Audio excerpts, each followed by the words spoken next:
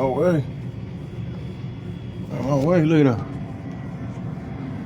Them folk riding on scooters and everything. What really going on, man? That's crazy. Listen. Look. You see that? That's how you know I'm really in the city, feel me? God has blessed me, man. He brought me from last year this time. I was in a prison cell, man. Sitting down, waiting on them folk to bring us some peanut butter sandwiches. Now, I'm sitting right side the city street, like, look at that. Man, look at that. Let me show you something. Let me tell you how good God been to me. What's up, bro? Good? Yeah, gotta roll with him. Listen. Yes. I'm so glad. I will never, ever complain. I can't do no complaint. Reason why I won't ever complain ever again in my life. Ever. Because I've been without. I've been in a bad way. I've been in need. I've been laid up in that hospital bed from a stroke. Move my legs. I've been in places where it smell of blood in the morning time, where the officers don't come back there and check on you. I have been inside of a box for years.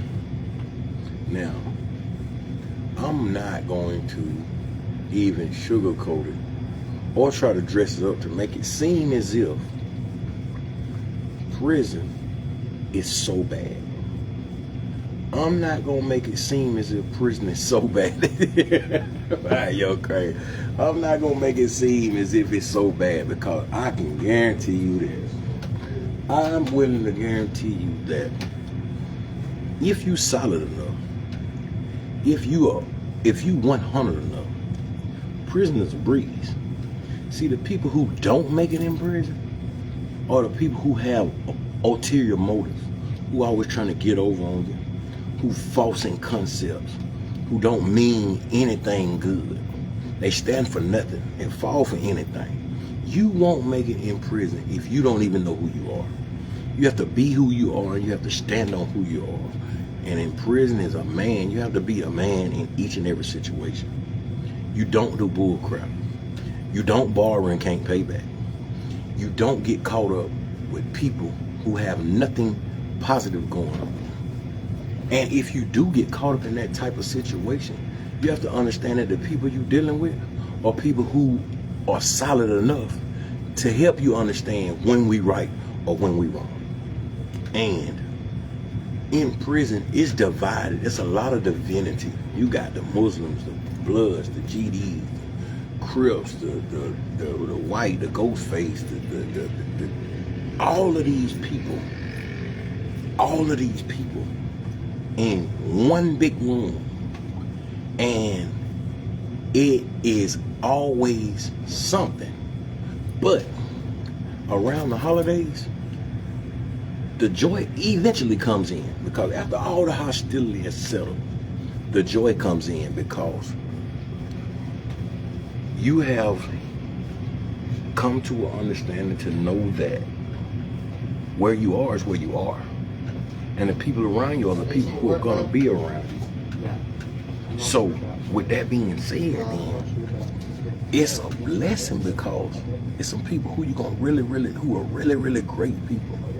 And they down to earth, and they great people, and their hearts are pure. And those are the people who gonna make it through.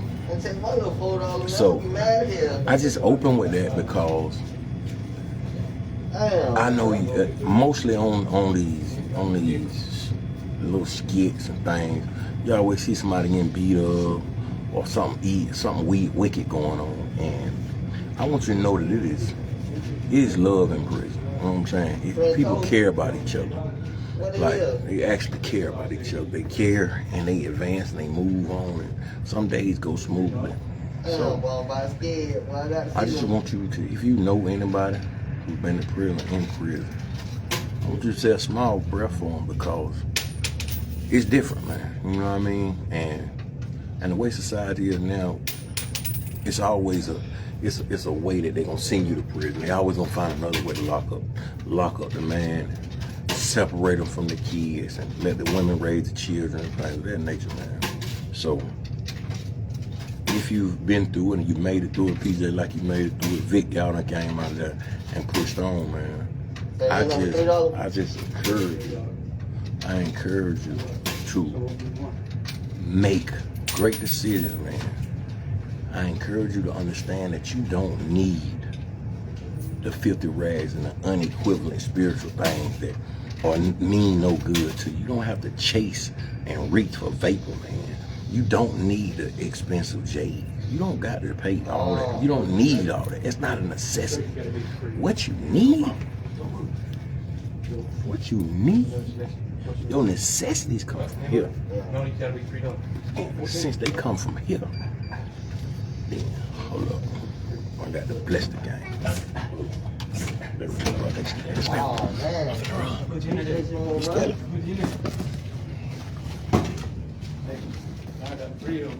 So, I'm play the game, huh? So, y'all walk with me. I started to take y'all around this place, but everybody's scared. You know what I'm saying? I ain't scared. I ain't scared till they go round. But I want to take y'all around here and get some testimony from some of these cats, man. I can't sit right now. Hold on.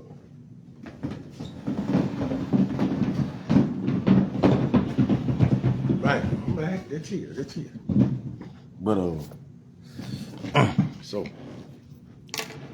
yeah. So y'all back. Y'all staying with me. Chill. Rolling for a minute. So I really want to go around here, man. I want to get some people to say something. But everybody's scared, man. So whatever. But I want to first of all bless each and every one of y'all, because it's a blessing to be here, man.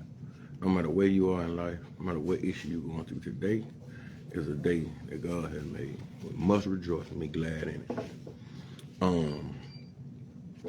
I want to say what I'm thankful for, because Christ's Day is over with. It's another day. It's Friday. Everything's still kind of going slow, but we're going to go into a new year soon. And I said I was going to check in with you every day until the new year. And today I'm checking in, giving thanks. And I want to give thanks, first and foremost, each and every one of you. PJ, Vic, Tanya, B, anybody, Kanita, man, it's so many, Biddy, all of y'all, man, each and every one of y'all, because I have a relationship from some level in my life with a lot of y'all, man, and I just thank y'all for just being a parent while I'm going through, man, and it builds me up, man, and keep me going, you know what I'm saying? And I'm so thankful for y'all, man. Like, you just don't even understand. Each and every day it gets greater. But I want to give you a small testimony, because I'm so thankful for this. Before I got locked up, a few months before I got incarcerated, my son and I had a small issue, and we were going back and forth, and we got into a little argument, a little fight, whatever, whatnot. But how's it going, sir? All right. But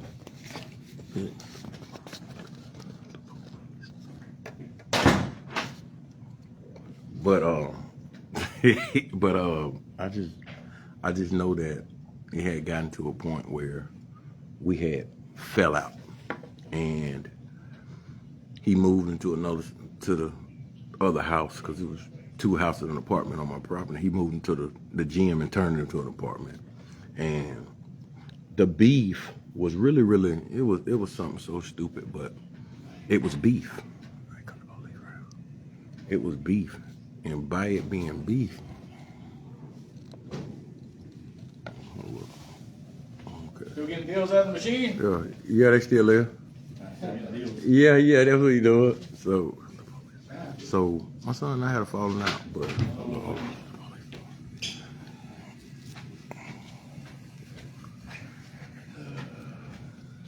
okay. But yesterday, my mom called me, and she always calls. So my mom called me. I was doing something, and I answered the phone. I said, "What's up, Mama?" And she said, "Somebody want to talk to you." And it was my granddaughter.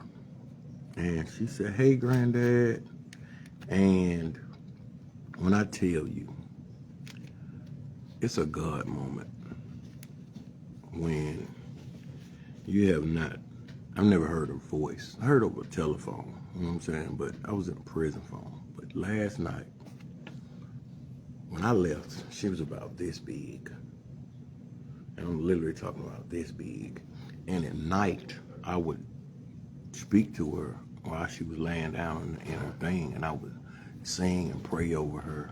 And I would do, I used to call her Noodle, because she was this little yellow thing out this, and she was so skinny and scrawny. She had these really, really long arms.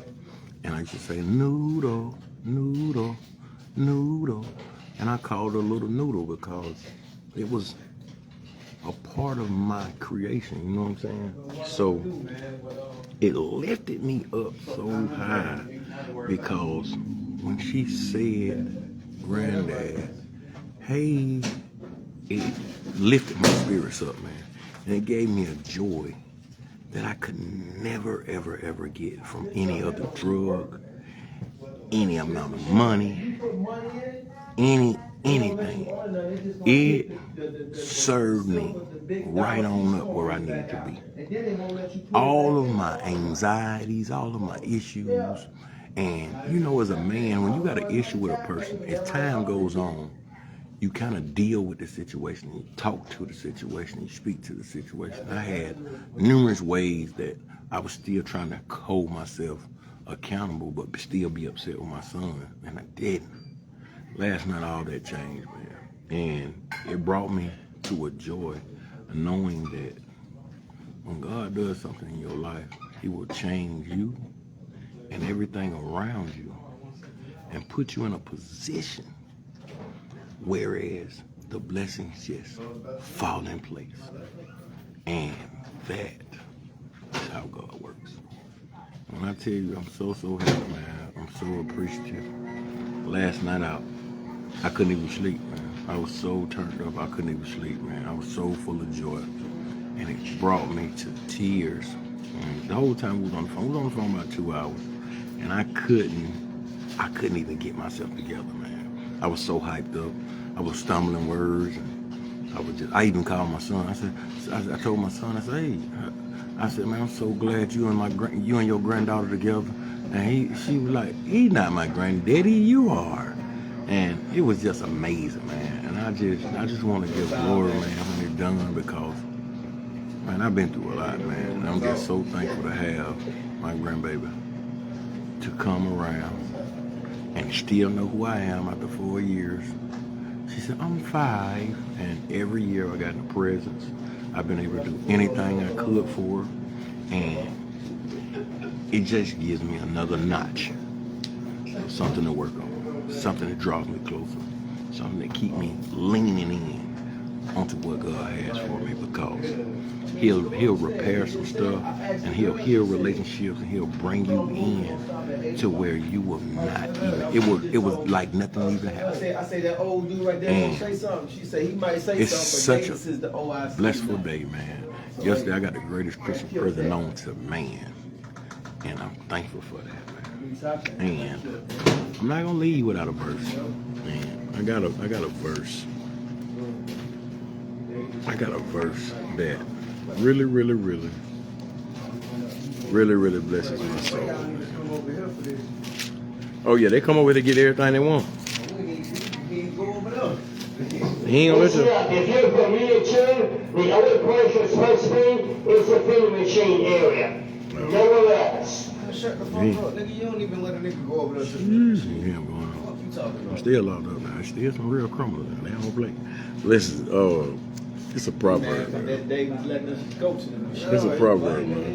Yeah, that's the type of shit he on.